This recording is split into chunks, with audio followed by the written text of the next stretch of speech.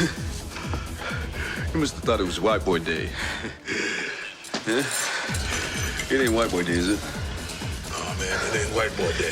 Okay, so we're back with another one here, just to curb stomp out the narrative. We got little Tampon Timmy here in a little Fox News interview that it doesn't seem like a lot of people have seen. And if they would have been probably changing their minds on who they're thinking of voting for. This guy is weak, man. He's pathetic.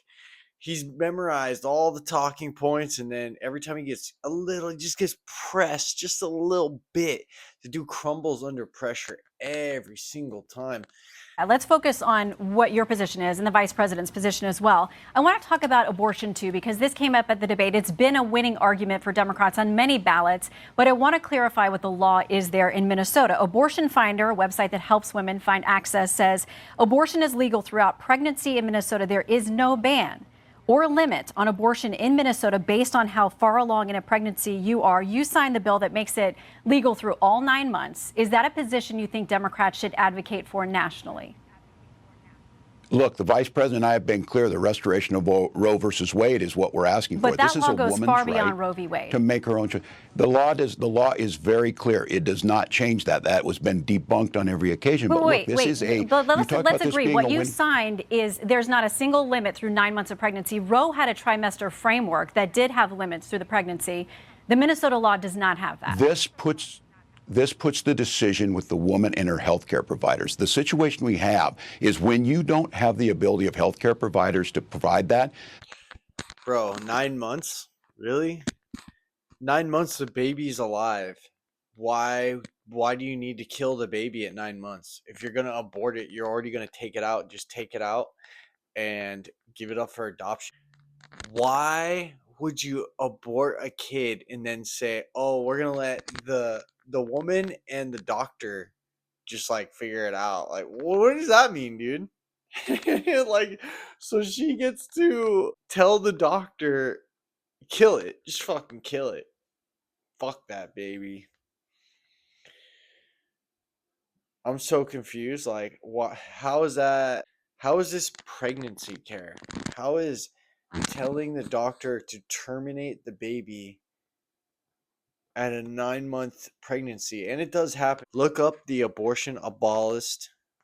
That's where you end up with a situation like Amanda Zaworski in Texas, where they are afraid to do what's necessary. This doesn't change anything. It puts the decision back on to the woman, to the physicians, and we know that this is simply something to be brought up to be very clear. Donald Trump's asking for a nationwide abortion ban. Wait, and again, we don't see this as a winning campaign. He has said repeatedly that he will not sign a national abortion ban. Are you calling that just, it's a flat-out lie? Yes, of course. And Senator Vance has in the past said so too. Now look, they may see this as an election issue. We see it as a right of women to make their own bodily decisions. And that's what the states like my state have the ability to put that in. States like Georgia force women to cross the border, and then we have a death of Amber Thurman. So let's be very clear. Trying to cut hairs on an issue on this is not where the American public's at. They want the restoration of Roe versus Wade. Vice President Harris said she would sign it. That's what we'll do when we're elected. But to be clear, the Minnesota law is far beyond Roe v. Wade. And about the Amber Thurman case in Georgia, her family has, and it's tragic, she is a young mother who left behind a young son. But what her family has said is it was a complication from an abortion pill that she received, and she didn't get proper care when she went to a Georgia hospital, which had multiple opportunities to intervene there. Her own attorney, the family's attorney, says it wasn't the Georgia law, it was the hospitals. What he claims is malpractice, not treating her when she clearly showed up in distress and still had the byproducts of her pregnancy because of that rare complication from the abortion pill. So just to be clear on the Georgia law and how her family and her attorney sees it. So that woman he's referring to, she died from a safe and effective abortion pill that these libtards said was safe and effective. So she took the pill that they told her to take. And this is the regulations these people have. This was safe for her. She didn't die in her car. She was in the hospital. Okay. She suffered from internal bleeding, and for some reason, the doctors wouldn't see her. They still have not released The statement they said was it was an unfortunate accident, something like that. But they are not going to come out with any kind of investigation for this because doctors, all hospitals are all protected. So, this it's basically the story's over. This happened 2 years ago. The woman's mother decided not to say anything about it 2 years ago, and all of a sudden now she's come out of the woodwork to start saying that it's for some reason it's Donald Trump's fault because he's left it up to the states. I don't understand. I don't know. If you have a logical brain and you actually listen to these people speak, none of the things they're saying make sense. But if you have a low IQ, what like Tim Walz, most of his voter base, he's relying on them having a low IQ. He can just repeat these things, and these people, they vote off of emotion.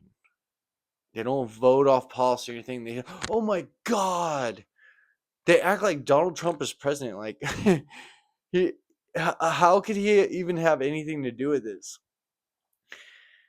I don't know. This guy cannot stop lying. I don't know if he has some kind of condition or something, but he just can't stop lying. What's this guy's deal, dude? This guy needs to just shut up. Like, he hid in a bunker for 30 days while his city burnt to the ground because by large mansion protesters wanted some new Nikes and some new Jordans, and they were upset that St. Fentanyl Floyd, excuse me, that he overdosed and stopped breathing. So that policy or that program that he started where it's all about school lunches. We're about giving kids free school lunches. Yeah, that never happened. Some program was set up and gave $20 million to a bunch of like migrants, or I don't know, some of them were illegals. They had illegals working for them.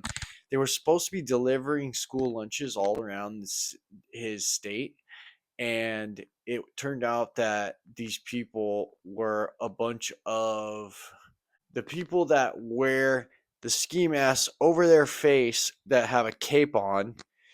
They were supposed to be delivering lunches all over the schools for those people because they can't eat normal food. They have to have a special food, and apparently they just don't eat anything at all because none of these meals got delivered, and they just use like old nasty food. Once some people started inspecting the trucks, there was expired food in the trucks.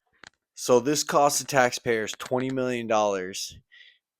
They found out that these people were smuggling other illegal aliens in that wore ski masks with the cape on them to go and drop off bribes, some fucking McDonald's bags full of money on these people's doorsteps that happen to be jurors. And the jurors actually have a soul, and they took the money and they brought it to the courthouse and said, dude, I have a Ring camera, and this ninja came and dropped off a bag full of McDonald's cash with some fries. And there just happened to be like $50,000 in the bag. And the fries tasted like shit, but that money smelled real good, but I just couldn't keep it. This happened more than once. Well, I want to turn to the economy. Our latest polling shows that 66% of Americans we talked to said that buying groceries is a, quote, major problem for them. And when we asked people about how they feel about the policies of this administration versus the previous, double the amount of people surveyed say that Biden-Harris policies have hurt them rather than help them and their families economically. That's in stark contrast to how they feel when asked about the Trump administration. So, seeing economists talk about Donald Trump's proposal to add a 20% sales tax will cost $4,000. Okay. That's everybody. That's not me saying it. And just to note, that is a tariff, which, by the way, this administration not only kept most of the Trump tariffs, but they added their own as well. So that's got to be part of the conversation. I want to talk a little bit about your record as governor, because it's...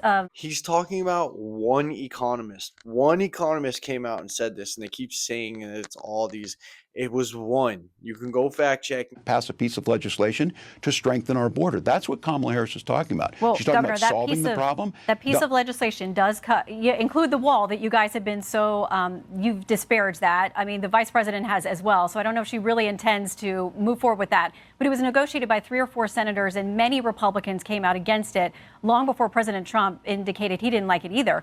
Listen, before we go, because I wish that we had a full hour, I want to give you a chance, because you called yourself a knucklehead this week, to talk about some of your misstatements. Yeah. You've modified your story or explained that you misspoke about things involving your military rank, about carrying a weapon in war, your 1995 DUI arrest, using IVF to have your beautiful children, Gus and Hope, being in Hong Kong and China in the summer of 1989 during the Tiananmen events.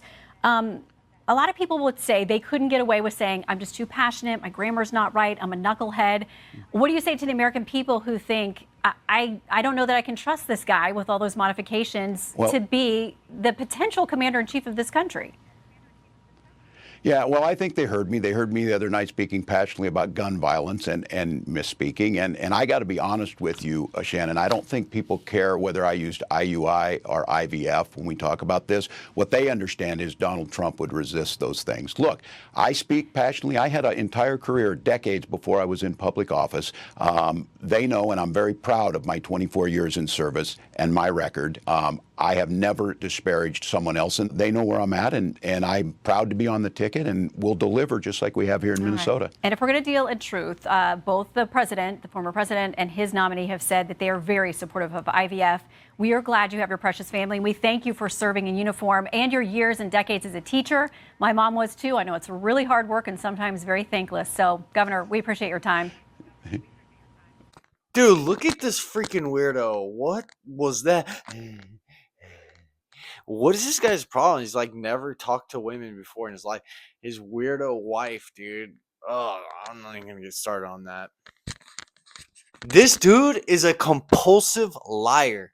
I've known a couple of people like this. Only one. Well, I had a buddy like this, dude. He lied about everything. And we were just like, bro, why are you lying? You don't need to lie. Nobody cares. Like, why are you lying so much? And it's like, they just do it. I don't know how to explain it. You're like, hey, bro, how tall are you? Oh, I'm like 6'3", and he's like 5'6". That's the type of liar he was. So I want to make this point real clear. Kamala, she really wanted Josh Shapiro. That dude, like, I got respect for him because I respect people across the board. He's a slimy ass snake with a silver tongue. You know what I mean? And he's a politician. So I respect him. If J.D. Vance would have had to debate him, I think it would have gone a different way, even though J.D. is always like cool, calm, and collected. So it would have been interesting to see where that would have went. But obviously she can't choose him because he's a Jew, and her far left radical base would have lost their fucking minds, dude, if she had got that guy on board. Holy shit. Can you imagine that? They would have pissed their depends like Tim Walz does every time he has to go do an interview. Alright, guys, that's it for the video. Like, comment, share, subscribe. Leave me hate comments, bro. Because if you leave me hate comments, then I know you're at least thinking about me. Alright. See you on the flip side.